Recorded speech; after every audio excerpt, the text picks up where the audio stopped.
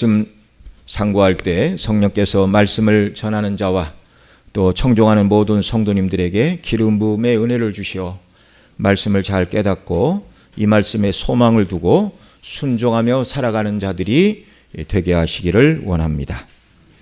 오늘 본문 계시록 14장 1절로 5절에서 말씀하는 어린 양과 함께 시온산에 서 있는 14만 4천의 천상 교회의 모습을 볼 수 있는데요. 이 모습은 우리가 앞서 살펴본 11장부터 13장 사이에 있는 지상교회, 그 전투하는 교회와는 전혀 다른 모습이 대비가 되고 있습니다.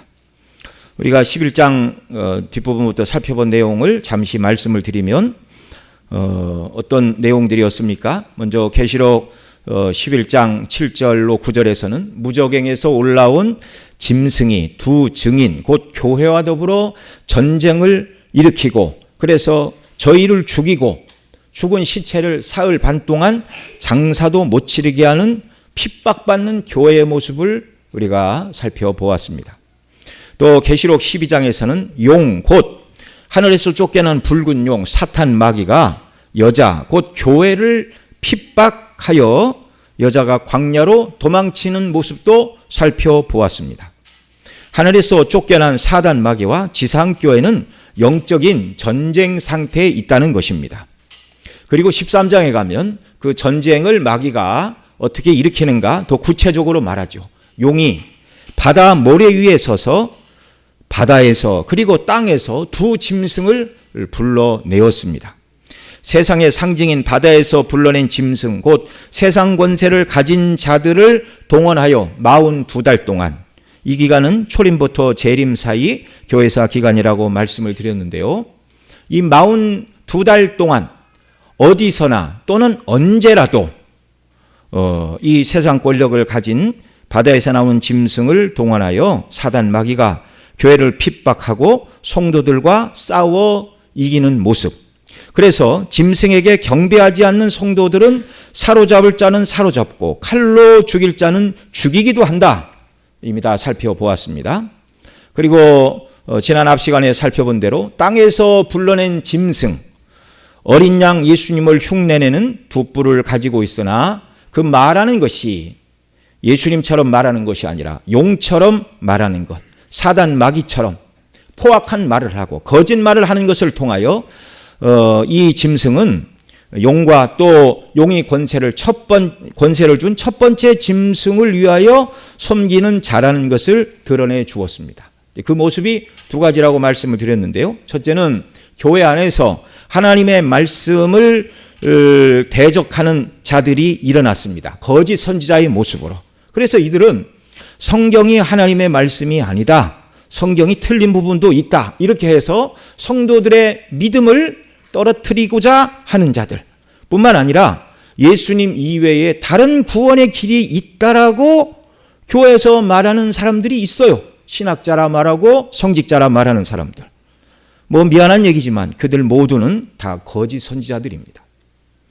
뿐만 아니라 교회 밖에서 하나님과 예수 그리스도의 복음을 대적하는 이방 종교 또 인본주의의 바탕을 준 철학과 진화론 그리고 반기독교적인 교훈을 가르치는 세상의 모든 사람들 다 땅에서 복음을 핍박하는 땅에서 나온 그런 짐승들의 모습입니다.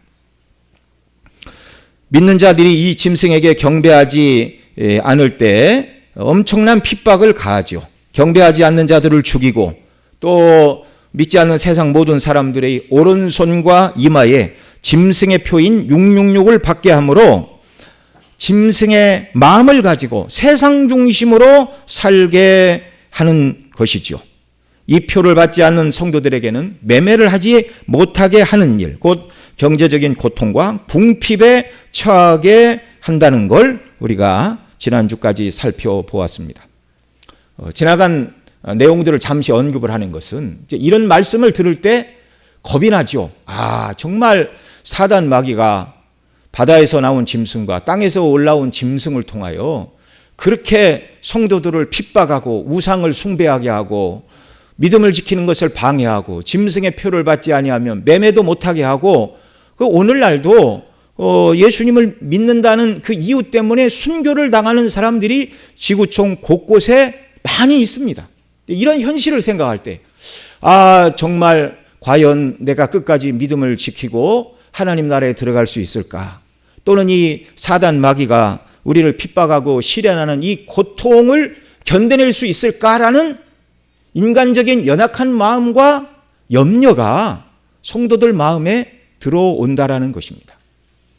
그런데 오늘 계시록 14장 1절로 5절 말씀에서는 용 곧 사단 마귀의 핍박과 영적인 싸움에서 주님의 몸된 교회가 승리한 영광의 모습을 우리에게 보여주시고 있습니다.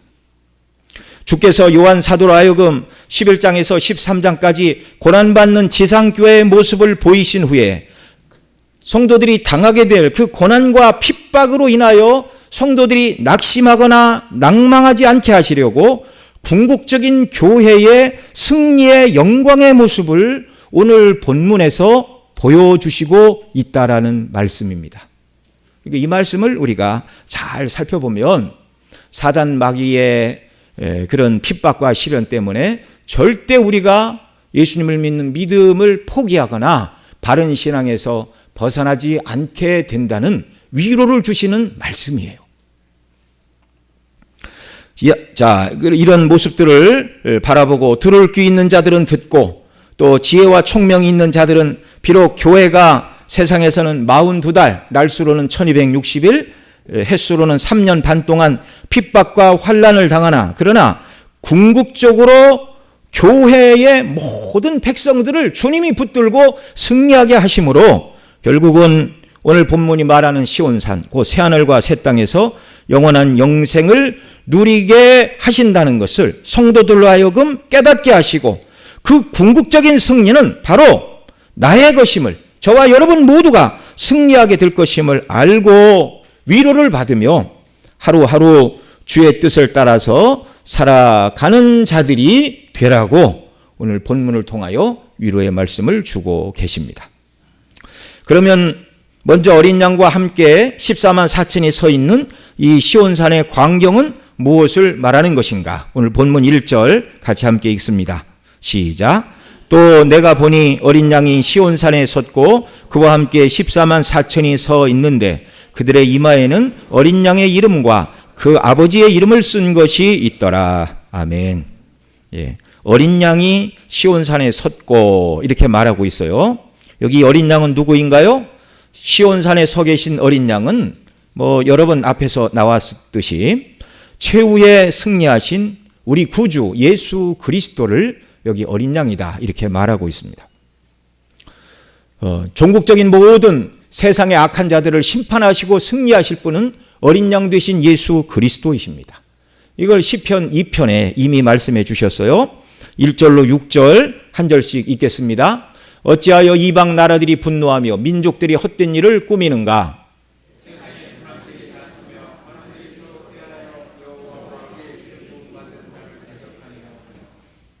우리가 그들의 맨 것을 끊고 그의 결박을 벗어버리자 하는도다.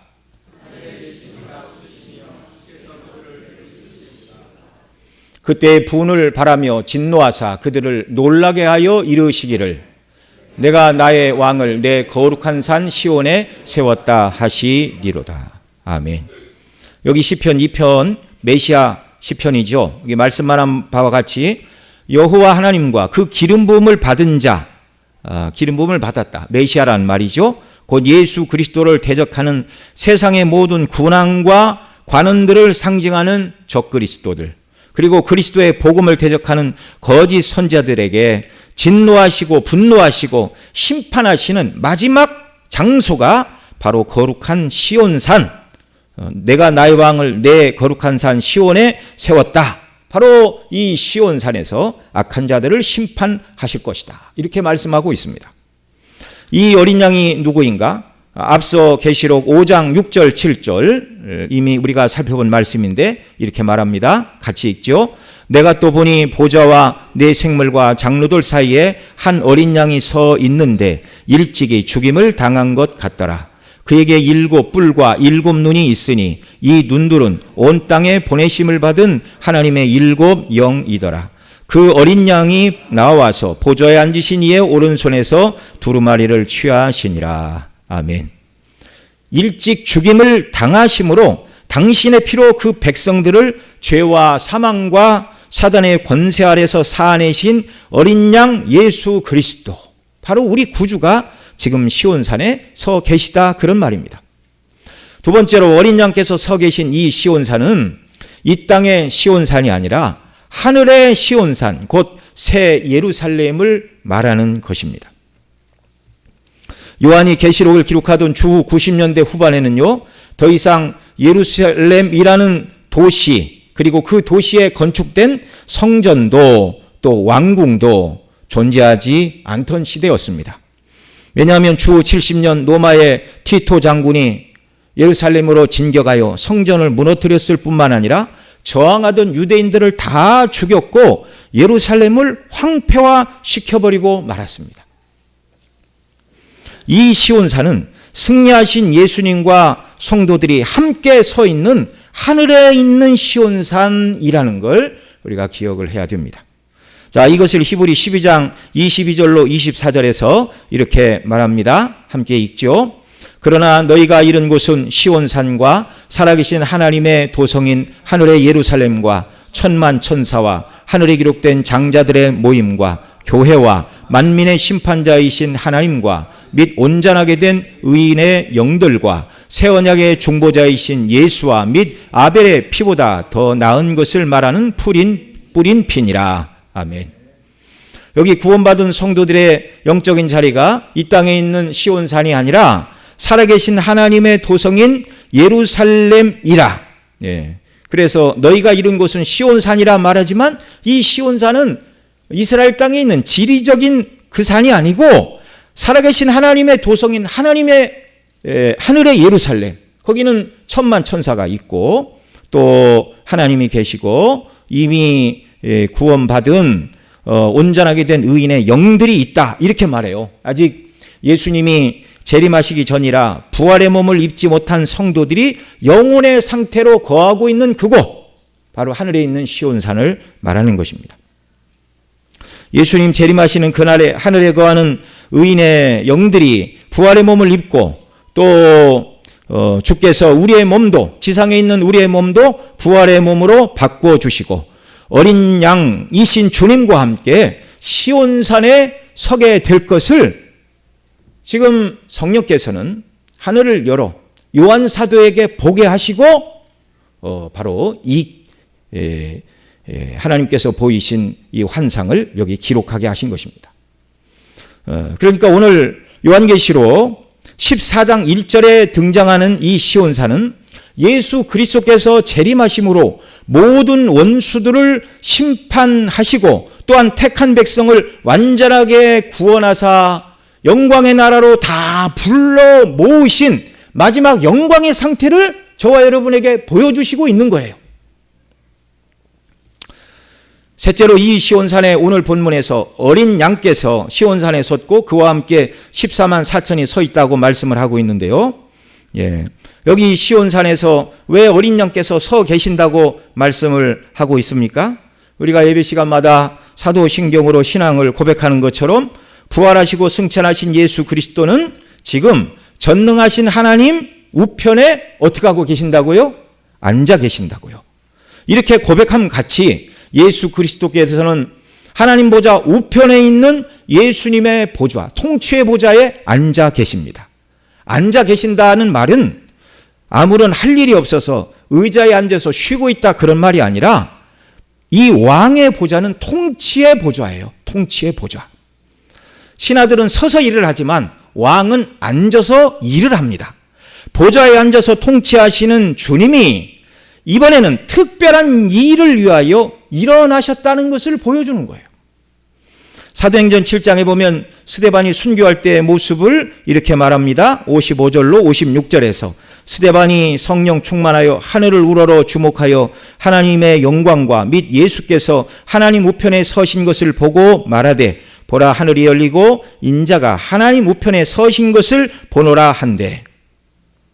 보좌에 앉아서 왕으로 통치하시던 예수 그리스도께서 하나님 보좌 우편에 스데반이 순교할 때 서 계셨어요. 이것은 이 땅에서 사명을 감당하고 순교를 통하여 하나님 나라로 입성하는 스데반을 맞아주시기 위하여 영광스러운 통치의 보좌에서 우리 어린 양 그리스도께서 잠시 일어나셨다는 것입니다. 그런 의미로 오늘 본문에서 어린 양께서 시온산에 14만 4천과 함께 서 계시다는 이 말은 택한 백성들 모두가 완전한 구원을 받고 비로소 천국으로 입성하는 그 영광의 날에 우리 주님께서 저와 여러분을 맞이하시기 위하여 영광 가운데 서 계신 모습이라는 말입니다. 그래서 궁극적으로 승리한 최후의 영광스러운 교회의 모습을 보여주시고 있는 거예요. 어린 양 예수 그리스도와 함께 서 있는 14만 4천은 누구입니까? 이미 7장을 살펴볼 때 말씀을 드렸는데요. 계시록 7장 3절 4절에서 이렇게 말합니다. 이르되 우리가 우리 하나님의 종들의 이마에 인치기까지 땅이나 바다나 나무들을 해하지 말라 하더라. 내가 인침을 받은 자의 수를 들으니 이스라엘 자손의 각 지파 중에서 인침을 받은 자들이 14만 4천이니 이렇게 말씀하고 있어요. 이 부분을 우리가 살펴보면서 14만 4천 하나님께서 창세전에 택한 백성들의 이마에 인치시는 이 일은 재앙이 내려지기 전에 그 재앙으로부터 보호하시기 위하여 당신의 백성들에게 인을 치시는 내용이라는 걸 말씀을 드린 바가 있습니다. 그래서 7인의 재앙과 7 나팔의 재앙에도 불구하고 하나님께서 창세전에 택한 자들이 하나님의 소유와 보호를 상징하는 인침을 받았기 때문에 그 어떤 재앙 가운데서 몸은 고난을 받고 또 때로는 어떤 분들은 하나님의 말씀과 자기들이 가진 증거를 인하여 죽임을 당하는, 몸에 죽임을 당하는 일도 있을 수 있으나 그러나 그들이 영적으로 보호하심을 받아 그들의 영혼은 안전하게 된다. 다 살펴본 말씀입니다. 자, 그들의 이마에 어린 양의 이름과 아버지의 이름을 쓴 것이 있더라. 이렇게 말씀하고 계십니다. 참 영광스러운 말이죠. 계시록 7장에 이 14만 4천은 환난을 앞둔 하나님의 백성들의 구원받아야 될 총수를 계시록 7장에서는 말했다면 구원받아야 될 총수가 상징적인 숫자로 14만 4천이라고 말씀을 했다면 오늘 계시록 14장에서 말씀하고 있는 이 14만 4천은요, 이마가 상징하는 인격의 중심에 예수 그리스도와 하나님 아버지로 충만한 자들로서 정말 지난 시간에 살펴본 오른손과 이마의 짐승의 수인 666을 맞은 자들과 정반대의 참된 하나님의 백성들인데 이들 모두가 지금 모든 환난을 통과한 후에 승리하신 그리스도 안에서 하나님께서 예배하신 하늘의 영광에 참여하여 구원의 하나님을 찬송하고 있는 모습이라는 것입니다. 같은 14만 4천이지만 7장에서는 환난과 핍박을 받기 이전에 하나님께서 내 소유고 보호하신다는 의미에서 인을 치신 자들이고 여기 14장 1절에 등장하는 14만 4천의 모든 무리들은 하나님의 보호를 받고 완전히 구원받은 자들의 숫자를 상징수로 14만 4천이다 이렇게 말씀하고 있다는 것입니다. 여러분, 이 14만 4천은 하나님께서 구원하시기로 작정한 백성들의 총수이지요. 14만 4천 숫자가 어떻게 나왔는가? 구약의 12지파, 신약의 12사도를 곱하면 144가 되는데 거기서 충만수인 1000을 곱하면 14만 4천이 된다. 이미 다 살펴본 말씀입니다. 그래서 이 14만 4천은 예수님께서 재림하시어 적 그리스도와 거짓 선지자들과 짐승의 표인 666을 받은 모든 자들을 멸하시는 그때에 하나님께서 창세전에 택하신 그 백성의 충만한 숫자 그대로 한 사람도 빠짐없이 모두 우리 주님께서 구원해 내신 백성들의 숫자라는 말입니다. 여러분, 무슨 말이에요? 11장, 12장, 13장에서 사단 마귀가 여러 두 짐승들을 동원하고 또 믿지 않는 사람들을 동원하여 우리를 핍박하고 믿음을 떨어뜨리게 하려고 가진 수단과 핍박과 박해를 다 가하지만 창세전에 구원하기로 작정하신 하나님의 백성들의 총수 중에 주님이 구원하지 못하여 예수님을 정말 믿었는데 그 사람이 타락하고 사단 마귀 때문에 낙심하고 구원에 이르지 못할 자가 한 사람이라도 있다는 말입니까? 없다는 말입니까? 없다는 말씀이에요. 없다는 말씀. 저와 여러분이 예수님이 나를 위해 십자가에 못 박혀 죽으신 유일한 구주로 분명히 믿는 믿음을 가지고 있다면 어떤 경우에도 사단 마귀가 우리를 끌고 지옥으로 갈 수 없고 믿음을 버리고 타락하게 할 수 없고 전능하신 하나님과 우리 주 예수 그리스도께서 저와 여러분을 붙드사 마지막 승리한 구원받은 무리의 속에 저와 여러분 모두가 참여하도록 은혜로 주장해 주신다는 영광스러운 위로와 소망의 말씀을 기록해 주고 있다는 말입니다. 여러분, 이것은 성도의 견인의 은혜를 주시는 삼위 하나님의 능력의 구원을 우리에게 말씀하는 것입니다. 예수님께서는 요한복음에서 구원 얻을 자들을 말씀하시면서 아버지께서 내게 주신 자들이라고 여러 번 말씀하셨어요. 요한복음 6장 39절에서는 이렇게 말씀하십니다. 나를 보내신 이의 뜻은 내게 주신 자 중에 내가 하나도 잃어버리지 아니하고 마지막 날에 다시 살리는 이것이니라. 하나님께서 예수님에게 주신 영혼은 우리 주님이 한 영혼이라도 잃어버리신다고요? 잃어버리지 않으신다고요? 잃어버리지 않으신다고요. 여러분, 피조물 중에 누가 사단 마귀라 할지라도 완전하신 하나님의 뜻을 꺾고 그래서 예수님께서 아버지에게 주신 자들을 예수님 손에서 빼앗아 갈 자가 누가 있습니까? 아무도 없는 거예요.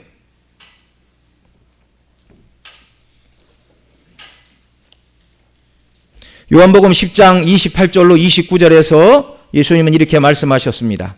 내가 그들에게 영생을 주노니 영원히 멸망하지 아니할 것이요 또 그들을 내 손에서 빼앗을 자가 없느니라.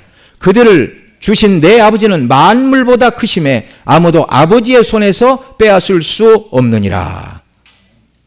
여러분, 사단 마귀가 두 짐승을 통하여 우리를 믿음에서 떨어뜨리게 하려고 갖은 핍박과 환난과 고난 이 모든 것으로 우리를 압박하지만 예수 그리스도의 손과 하나님 아버지의 손 안에 저와 여러분이 붙들려 있다는 말입니다.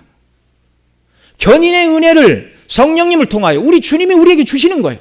성령의 역사로 우리의 믿음이 떨어지지 않도록 완전히 보호하사 창세전에 저와 여러분을 택하신 그대로 최후 승리의 그날 저와 여러분 모두도 참여한 하늘의 시온산의 영광을 우리가 지금 본문을 통하여 보고 있다는 말입니다. 여러분, 그리스도가 이 땅에 오시기 전에는요, 구약 백성들은 하나님의 면전에 서는 것이 두렵고 떨리는 일이었어요. 그러나 예수님께서 완전히 승리하시는 구속이 완성되는 그날에 저와 여러분 두려움 없이 주님 곁에 함께 서서 하나님을 찬미하는 노래를 부르게 될 줄로 믿으시기 바랍니다. 구약 백성들도 구원받은 자들이나 그러나 그들은 하나님의 임재 앞에 서는 것이 너무나 두려운 자들이었어요. 그래서 출애굽기 19장에 보면 하나님께서 그 백성에게 십계명을 주시고 언약을 맺기 위하여 신의 산으로 나오라 하실 때에 23절에 보면 산 주위에 경계를 세워 산을 거룩하게 하라 하셨고 또 24절 하반절에 보면 백성에게는 경계를 넘어 나에게로 올라오지 못하게 하라. 내가 그들을 칠까 하노라 이렇게 말씀해 주셨습니다. 구약시대는 하나님의 백성들이라도 하나님께 가까이 나가는 것이 허락되지 않았어요. 하나님께서 내게 올라오지 말라고 하셨을 뿐만 아니라 백성들도 하나님의 임재 앞에 서서 그의 음성을 듣는 것이 죽을 것 같은 공포를 느끼는 일이었습니다. 이것을 신명기 5장 23절로 27절에 보면 그렇게 말하지요. 백성들이 모세에게 이렇게 말합니다. 당신만 하나님께 가까이 나가서 하시는 말씀을 듣고 우리에게 말씀해 주시면 그대로 행하겠습니다. 이렇게 요청을 했어요. 왜냐하면 육신을 가진 자로서 우리처럼 살아계시는 하나님의 음성이 불 가운데 바람을 듣고 생존한 자가 누구니까? 죽을 것 같았어요, 백성들이.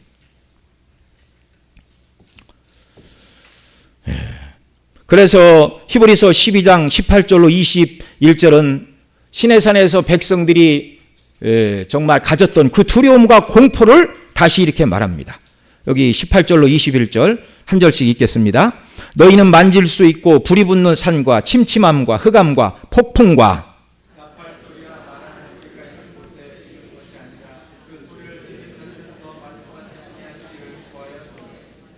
이는 짐승이라도 그 산에 들어가면 돌로 침을 당하리라 하신 명령을 그들이 견디지 못함이라. 그 보이는 바가 이렇듯 무섭기로 모세도 이르되 내가 심히 두렵고 떨린다 하였느니라. 아멘.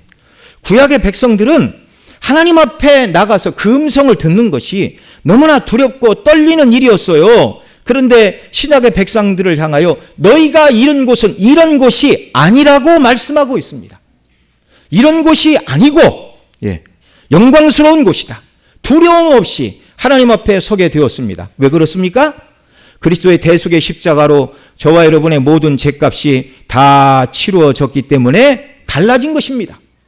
그래서 히브리 12장 22절 앞서 읽어드린 대로 그러나 너희가 이른 곳은 시온산과 살아계신 하나님의 도성인 하늘의 예루살렘과 이렇게 말씀을 하신 거예요. 그러면 14만 4천의 완전한 구원을 얻은 성도들은 하늘에서 하는 일이 무엇인가요? 오늘 본문 2절 3절 같이 읽습니다. 내가 하늘에서 나는 소리를 들으니 많은 물소리와도 같고 큰 우레소리와도 같은데 내가 들은 소리는 검은 곳 타는 자들이 그 검은 곳을 타는 것 같더라. 그들이 보좌 앞과 내 생물과 장로들 앞에서 새 노래를 부르니 땅에서 속량함을 받은 14만 4천 밖에는 능히 노래를 배울 자가 없더라. 저와 여러분이 마지막 날 최후의 승리를 얻고 구원받아 천국에 섰을 때 하게 되는 가장 크고 대표적인 일이 여기 뭐라고 말씀하고 있어요? 새 노래를 부르며 하나님을 찬양하게 될 것이다. 이렇게 말씀하고 있습니다. 여기 2절에서는 하늘에서 울려 퍼지는 찬양 소리를 많은 물소리와 같고 큰 우레소리와도 같은데 내가 들은 소리는 검은 곳 타는 자들이 그 검은 곳을 타는 것 같더라. 이렇게 말씀하고 있습니다. 여러분 구원받은 자들의 총수 14만 4천 실제적으로 그 수가 몇십억인지 우리는 알 수가 없어요. 이렇게 함께 구원받은 모든 구원 얻은 자들이 함께 노래를 부르기 때문에 그 음성이 어떻게 들렸다고요? 많은 물소리와도 같고 큰 우레소리처럼 들렸다 그런 말입니다. 그런데 물소리처럼 웅장하고 우레소리처럼 큰 소리나 듣기 거북한 그런 소리가 아니라 내게 들리는 소리는 검은 곳 타는 자들이 그 검은 곳을 타는 것 같더라. 이렇게 말씀하고 있어요. 우리 성경에서는 검은 곳이지만 영어 성경에서는 하프를 연주하는 자들의 연주소리 같더라. 이렇게 번역하고 있습니다. 물소리같이 웅장하고 우레소리같이 큰 소리로 찬양을 하는데 시끄러운 소리가 아니라 검은고와 같고 하프와 같은 아름다운 선율과 같은 감미로운 찬양으로 하나님께 찬미하며 영광을 돌리게 될 것이라는 말입니다. 어린 양의 혼인잔치를 말씀하는 계시록 19장 6절에도 하나님을 찬미하는 소리가 많은 물소리요 또 우레소리다 그렇게 말씀해요. 거기 말씀 계시록 19장 6절 제가 읽겠습니다. 또 내가 들으니 허다한 무리의 음성과도 같고 많은 물소리와도 같고 큰 우레소리와도 같은 소리로 이르되 할렐루야 주 우리 하나님 곧 전능하시니가 통치하시도다. 아멘. 자, 하늘에서 하나님을 찬양하는 노랫소리는 어떤 소리라고요? 많은 물소리와도 같고 큰 우레소리와도 같은데 그런데 크고 시끄러운 소리가 아니라 검은 곳 타는 소리처럼 하프를 연주하는 소리처럼 감미롭고 아름다운 찬양으로 하나님께 영광을 돌리게 된다는 말입니다. 천국에서 저와 여러분은 우리 몸이 부활의 영원한 몸을 입을 것 같이 그때 가면 저와 여러분의 목소리도 지금과 같은 목소리가 아니라 부활체의 몸에 걸맞는 아름다운 목소리로 하나님께 찬양을 돌리게 될 줄 믿으시기 바랍니다. 이 세상에서 음을 잘 못 잡고 노래를 잘 못 부르는 음치라도 걱정할 필요가 없습니다. 그때는 아름다운 목소리로 하나님을 찬미하게 하실 줄 믿으시기 바랍니다. 그날이 곧 옵니다. 14만 4천이 부르는 이 찬양의 노래를 새 노래라고 말하고 있어요. 3절에서 이렇게 말합니다. 그들이 보좌 앞과 내 생물과 장로들 앞에서 새 노래를 부르니 땅에서 속량을 받은 14만 4천인 밖에는 능히 이 노래를 배울 자가 없더라. 천국에서 부르는 노래는 어떤 노래라고요? 새 노래라고요. 이 새 노래도 앞서 우리가 살펴봤죠. 새로 작사 작곡한 최신곡이라는 말이 아닙니다. 이 새 노래라는 말은 계시록 5장 9절로 10절에서 우리가 살펴본 것처럼 이렇게 말해요. 일찍 죽임을 당하사 각 족속과 방언과 백성과 나라 가운데서 사람들을 피로 사서 하나님께 드리시고 그들로 우리 하나님 앞에 나라와 제사장으로 삼으신 예수 그리스도에게 새 노래를 불러드린다. 이렇게 말하고 있어요. 새 노래로 우리를 피로 사서 하나님께 드리신 그 주님을 찬미하는 노래가 새 노래라는 말입니다. 그리스도의 피로 죄사함을 받고 하나님의 자녀가 된 구원받은 자녀들이 구원의 감격과 기쁨을 가지고 하나님 아버지와 우리 주 예수 그리스도께서 이루신 구원을 노래하는 것, 이게 뭐라고요? 이게 새 노래라고요. 여러분, 우리가 이 땅에서도 노래를 부르되 사람들이 너의 노래에는 마음이 담기지 않았다, 혼이 담기지 않았다, 그래서 감동이 없다, 그런 얘기들을 하는데요. 이 새 노래에는 구원의 기쁨과 감격으로 충만한 찬양인 줄을 믿으시기 바랍니다.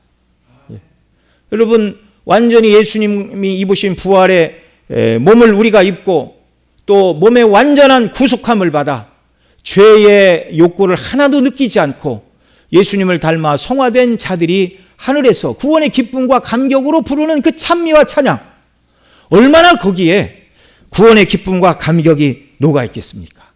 하나님은 천국에서 그 찬미의 제사와 영광을 받으시기 위하여 저와 여러분을 구원해 내신 줄 믿으시기 바랍니다. 그러니 이 땅에서도 우리가 하나님을 예배할 때 하나님 내게 천국에서 예배하는 자들이 구원의 기쁨과 감격으로 충만한 새 노래로 하나님께 예배하듯이 이 순례길에서도 그렇게 하나님을 찬미하며 예배하는 자들이 되게 해주시기를 원합니다. 강구하는 역사가 우리에게 있기를 원합니다. 우리 다음 주 추수감사 주일에는 오후에 각 기관별로 시편을 찬미하여 영광을 돌리는데 그 시편 찬송뿐만 아니라 예배 가운데 드리는 모든 찬양에 정말 구원의 기쁨과 감격의 마음을 담아 하나님께 영광을 돌리는 귀한 역사가 이 땅에서도부터 넘쳐나기를 바랍니다. 완전한 구원을 받은 시온산에 어린 양과 함께 서서 하나님과 어린 양을 찬양하는 성도들의 모습이 어떠한가를 4절로 5절에서 크게 4가지로 말씀하고 있습니다. 4절 5절 같이 읽죠. 이 사람들은 여자와 더불어 더럽히지 아니하고 순결한 자라 어린 양이 어디로 인도하든지 따라가는 자며 사람 가운데서 속량함을 받아 처음 익은 열매로 하나님과 어린 양에게 속한 자들이니 그 입에 거짓말이 없고 흠이 없는 자들이더라. 아멘. 자, 크게 4가지로 우리에게 말씀을 해 주시고 있는데요. 여러분, 이 모습은요, 말씀드린 대로 시온산에서 어린 양과 함께 찬양하는 14만 4천은 예수님 재림하신 다음에 최후의 승리와 구원을 얻은 자들의 모습이라고 우리 1절에서 말씀을 드렸잖아요. 그러니까 이 모습은 이 땅을 살아가고 있는 성화의 과정에 있는 저와 여러분의 모습은 아닙니다. 이걸 우리가 잘 기억을 해야 돼요. 장차 이런 모습으로 우리를 완전히 거룩하게 하실 것입니다. 앞으로 이루어질 이 영광의 모습을 우리가 살펴보면서 현재 나의 모습과 너무나 다르다. 그러니 이 모습대로 살 수 없는 내가 어떻게 구원을 받겠는가? 나의 구원이 취소되는 것은 아닌가? 이렇게 두려워 떨 필요는 없습니다. 그리스도인은 이 땅에서 장차 우리가 하늘에서 어떤 사람들로 하나님이 우리를 바꿔주시고 하나님을 섬기게 하실지 보여주시는 거예요. 그러니까 이 말씀을 읽을 때 현재는 이러하지 못하다 할지라도 소망을 가지시고 이 말씀을 잘 마음에 새기는 역사가 있기를 바랍니다. 오늘 구원받은 자녀들의 모습을 보면서 현재 나의 모습이 이 본문에서 말씀하는 완전한 몸의 구속을 받은 영광스러운 모습에 미치지 못하는 것은요, 성화의 과정이 있기 때문에 어찌 보면 너무나 당연한 것입니다. 이 영광스러운 모습에 미치지 못하는 현재 우리의 모습을 우리가 발견하게 될 때마다 이렇게 연약하고 부족한 나를 영광스럽게 바꿔주신다고 주님이 약속하셨고 내가 이런 영광스러운 사람으로 변모되는 은혜를 하나님이 계획하시다니 라고 생각하고 주님을 찬미하는 역사가 있기를 바랍니다. 그리고 이 땅에서도 완전한 성화에 이를 수는 없지만 마지막 나의 모습이 이 모습이니 주님 이 모습을 닮아가는 자가 되게 해달라고 소원하며 하나님의 은혜를 간구하고 이와 비슷한 모습의 사람들이 되기를 간절히 열망하고 소망해야 할 것입니다.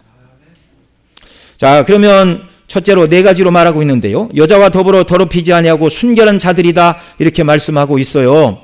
로마교에서는 실제로 결혼하지 않고 동정을 지키는 사람들이다 이렇게 말씀을 하는데 이 말씀도 역시 상징입니다.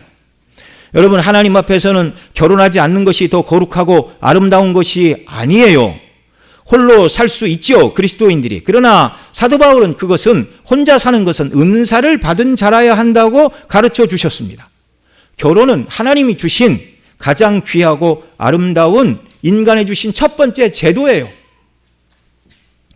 그리스도인들은 하나님이 영원전에 택정하신 경건한 후손들을 얻기 위하여 경건한 가정을 이루어야 되고 하나님이 주시는 자녀들을 낳아 잘 기르는 것, 이것이 하나님이 가장 기뻐하시는 일 중에 하나인 줄을 믿으시기 바랍니다. 그러니 여기 여자와 더불어 더럽히지 아니하고 순결한 자들이란 말은 결혼하지 않고 동정을 지키며 사는 자들이 아니라 상징이죠. 믿음의 정절을 지킨 성도들. 여기 여자는 이제 세상을 말하는 거예요. 세상. 이 뒤에 계시록 17장에 가면 음녀를 말합니다. 음녀. 그리스도의 모습을 띤 세상을 큰 바벨론 또는 음녀라 부르는데 세상과 동화되지 않고 우리가 지난 시간에 들은 말씀대로 하면 짐승의 표현 666을 받고 오늘날 만몬의 신 물질의 신에게 경배하지 않는 자들, 이들이 누구라고요? 여자와 더불어 더럽히지 아니하고 순결한 삶을 사는 자들이다, 그런 말입니다. 초대교회는 황제 숭배와 상업조합인 길드에서 수호신으로 섬기는 신전에 나가서 당시 모든 사람들이 경배하였어요. 예수님 믿지 않는 사람들에게는 수없이 많은 신들에게 경배하는 게 무슨 문제가 됩니까? 아무런 문제도 되지 않아요. 그런데 그리스도인들은 그렇게 할 수 없습니다. 어떻게 우상을 향하여 하나님이라 말하고 나의 주라 말할 수가 있습니까? 그럴 수가 없는 거예요. 그래서 그리스도인들은, 초대교회 성도들은 황제 숭배를 거절하고 또 길드에 가서 자기들의 수호신에게 제사하지 않는다고 많은 핍박과 곤란을 받았습니다. 그 믿음을 지킨 그들이 음녀와 더불어 더럽히지 아니하는 정결한 자들, 오늘 이 시대로 말하면 세상 풍조와 세상 정신을 따라 세상에 있는 것들을 얻기 위하여 믿음을 뒷전에 놓고 세상에 있는 것을 얻기 위하여 따라가는, 믿지 않는 사람들과 똑같은 마음의 자세와 정신으로 살아가는 자들이라면 음녀와 더럽혀진 자들이죠. 그러나 저와 여러분의 마지막 모습은 그렇지 않다라는 것입니다. 절대 천국에서 저와 여러분의 머릿속에는 하나님 아버지와 예수 그리스도 그분의 영광 이외에는 아무것도 없는 사람들이에요. 이 땅에서도 저와 여러분 모두가 날마다 이런 모습으로 변모되어가는 귀한 은혜 주님께서 날마다 부어주시기를 바랍니다. 우상 숭배, 영적인 음행이라고 성경이 말씀하지요. 이것과 정반대의 모습, 땅에 소망을 두고 살아가는 자들이 아니라 하늘에 소망을 두고 살아가는 자들, 이들이 바로 여자와 더불어 더럽혀지지 않은 정결한 자들입니다. 두 번째로 4절에서 구속함을 받은 시온산에 서서 노래하는 14만 4천의 성도들을 어떤 사람이라고 말하고 있어요? 이렇게 말합니다. 어린 양이 어디로 인도하든지 따라가는 자들. 앞서 구원받은 하나님의 백성들을 정결한 자들, 정결한 청각과 처녀들로 비유했다면 이 두 번째 하나님의 백성들의 모습은 어린 양이 어디로 인도하든지 따라가는 자들이라고 충성스러운 그리스도의 군대로 또는 제자라고 말씀하고 있습니다. 어린 양이 어디로 인도하든지 따라가는 자들. 예수님께서는 마태복음 16장 24절에서 이렇게 말씀하셨어요. 이에 예수께서 제자들에게 이르시되 누구든지 나를 따라오려거든 자기를 부인하고 자기 십자가를 지고 나를 따를 것이니라. 천국에서는 완전히 주님의 뜻대로만 우리가 순종하고 살게 된다는 말입니다.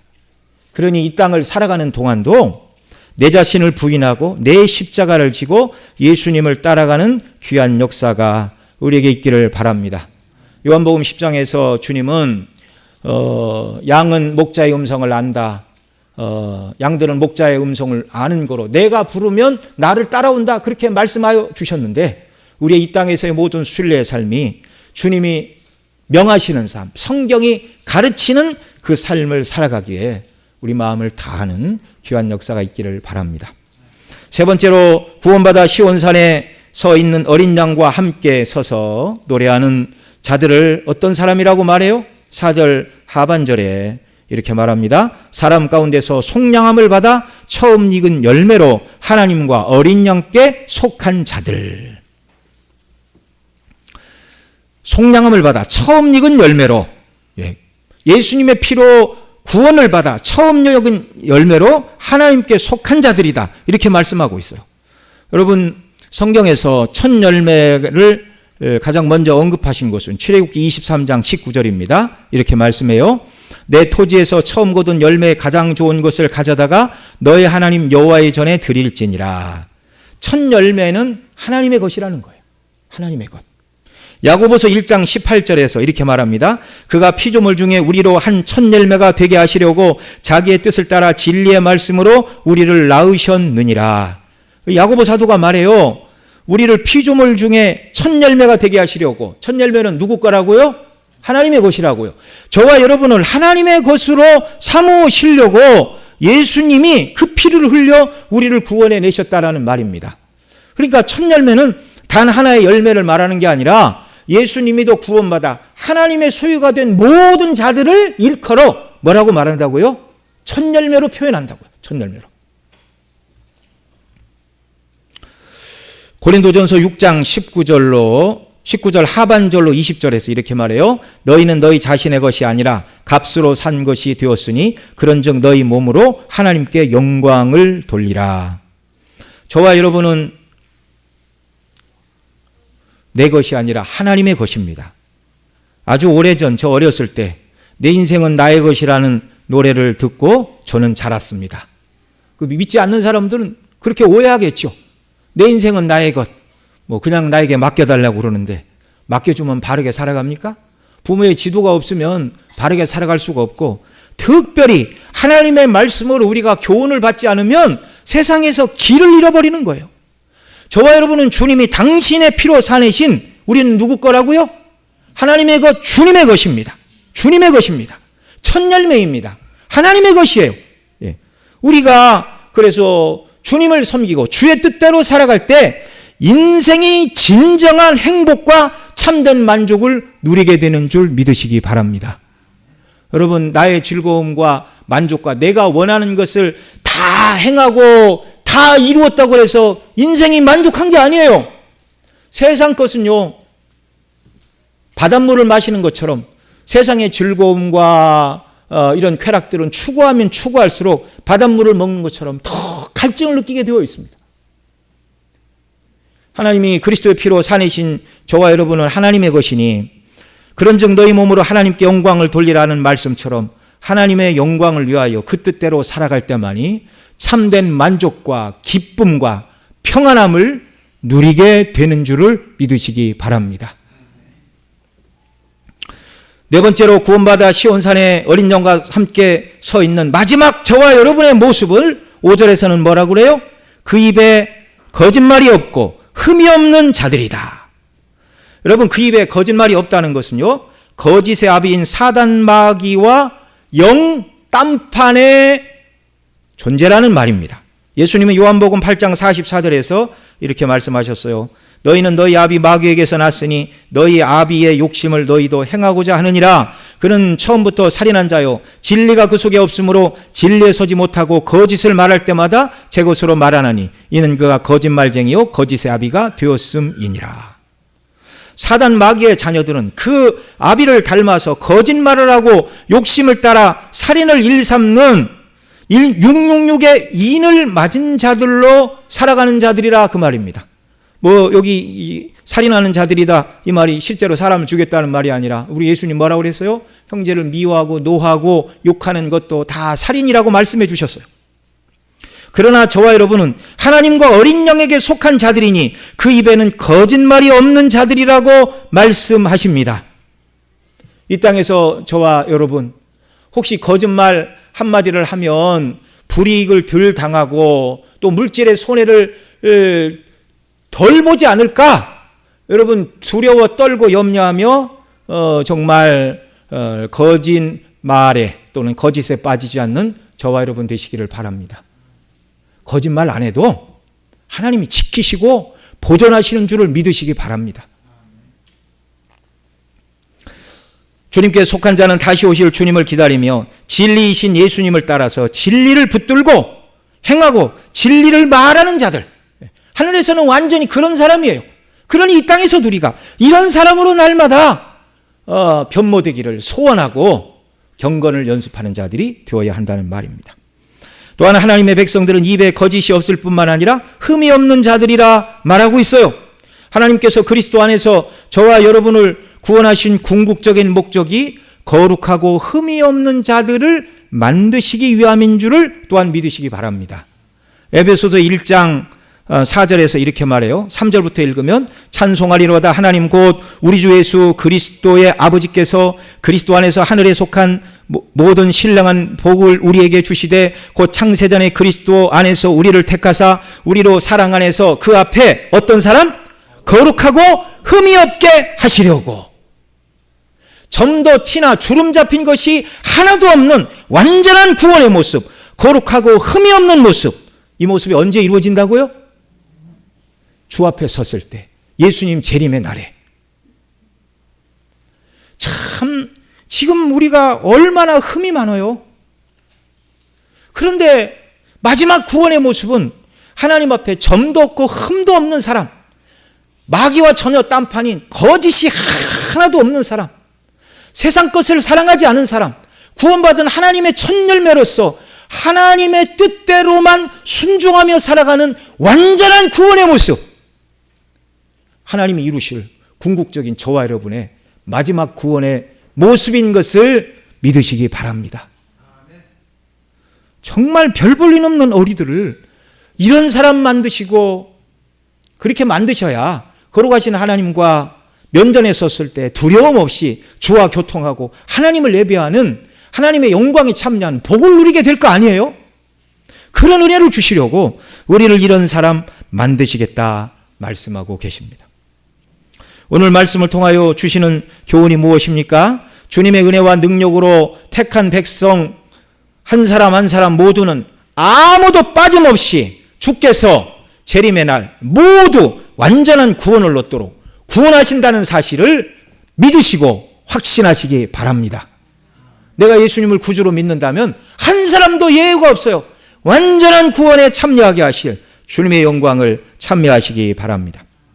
또한 구원받은 자들이 하늘에서 행하는 가장 큰 일은 새 노래로 찬양하는 일인데, 그날의 영광을 바라보고 이 땅에서도 기쁨과 즐거움으로 하나님을 예배하고 우리의 찬양에 구원의 기쁨과 감격을 담아 하나님을 찬미하는 이런 역사가 이 땅에서부터 시작되기를 바랍니다.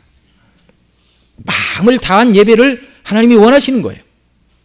뿐만 아니라 지상교회에서 용과 두 짐승과 더불어 영적인 싸움을 싸우며 천성길을 향하여 가는 광야길의 나그네이나 장차 저와 여러분의 모습은 말씀드린 이 네 가지의 영광스러운 모습, 여자와 더불어 정말 부정한 일을 하지 않은 정결한 자들로 하나님이 우리를 만들어 주신다는 이 영광의 말씀, 처음 익은 열매 하나님의 소유로 만들어 주셨고 예수 그리스도에 따르는 자들이 되게 하셨고 거짓이 없고 흠이 없는 완전한 이 최종적인 모습을 우리가 바라보고 이 땅에서 이런 사람으로 날마다 예수님 닮아가는 은혜를 달라고 기도하시고 성령의 인도하심을 간구하시고 또 우리에게 약속한 이 말씀이 무엇인가를 묵상함으로 이런 사람이 되기를 날마다 소원하고 간구함으로 순례길에서 예수님 닮아 점점 주님이 기뻐하시는 모습으로 변화되어가는 저와 여러분의 복된 생애가 되시기를 간절히 소원합니다. 다 같이 기도하겠습니다. 우리 들은 말씀 붙들고 어떠한 구원을 베풀어 주셨는지 생각하면서 하나님 앞에 이 영광의 구원을 베풀어 주시니 감사합니다. 이런 모습으로 견고히 서는 은혜를 우리에게 주옵소서. 우리 함께 기도하겠습니다. 사랑하시는 아버지 하나님, 고맙고 감사합니다. 오늘 우리가 요한계시록 14장을 통하여 시온산 위에 어린 양 되신 예수 그리스도와 함께 서 있는 우리의 모습을 보게 됩니다. 창세전에 택한 백성들 한 사람도 잃어버리지 않고 완전하게 구원하여 하나님의 구원에 들어가 새 노래로 찬양하게 하신다는 이 약속의 말씀에 우리의 소망을 두고 살아가는 자들이 되게 하여 주시옵소서. 아버지 하나님, 하늘에서 우리가 알 일은 새 노래로 하나님을 찬미하는 것인데 이 땅에서도 구원의 기쁨과 감격이 충만하여 날마다 하나님을 찬미하며 영광을 돌리는 주의 자녀들 모두가 다 되게 하여 주시기를 원합니다. 역사하여 주옵소서. 아버지 하나님 뿐만 아니라 우리에게 또한 은혜를 베풀어 주시어서 정말 우리의 영광스러운 구원의 모습, 아버지 하나님 이 모습을 회복하는 자들이 되도록 은혜를 베풀어 주옵소서. 마지막 날에 주께서 우리를 어떤 사람 만드시기를 원하십니까? 여자와 더불어 더럽히지 아니하고 순결한 자들이요 어린 양이 어디로 인도하시는지 따라가는 자들이며 처음 익은 열매로 어린 양께 속하였고 입에 거짓이 없고 흠이 없는 자들로 하나님이 완전히 세우실 것인데 이 소망을 바라보고 오늘 이 땅에서 이런 사람이 되기를 갈망하고 도우심을 간구하는 성화의 길을 가는 자들이 되도록 복의 복을 허락하여 주시옵소서. 존귀하신 우리 구주 예수님의 이름으로 기도드리옵나이다. 아멘.